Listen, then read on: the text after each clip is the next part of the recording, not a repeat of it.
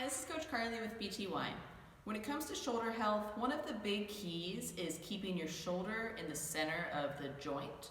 And many people fall into this rounded shoulder position where the shoulder actually shifts forward more towards the front of the joint instead of staying in the center of it.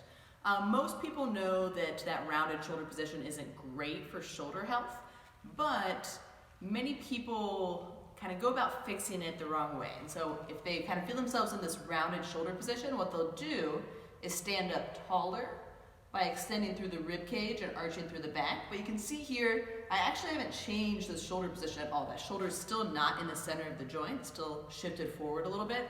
So it's not gonna help my shoulder health, and it could even lead to some low back pain just from being in that arched position.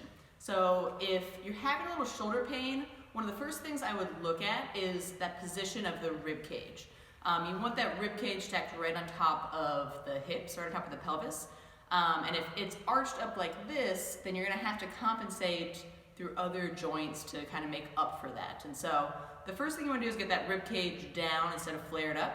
The easiest way to do this is through your breath. And so if you put one hand on either side of your rib cage, take a deep breath in through your nose, and then blow all that air out.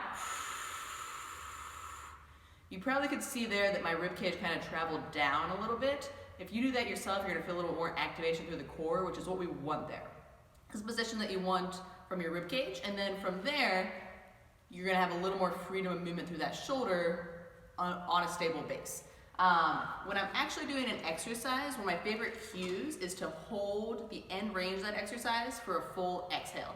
This is gonna help teach you how to hold that ribcage position, how to engage the core while your shoulder is moving through motion. So it'll look like this.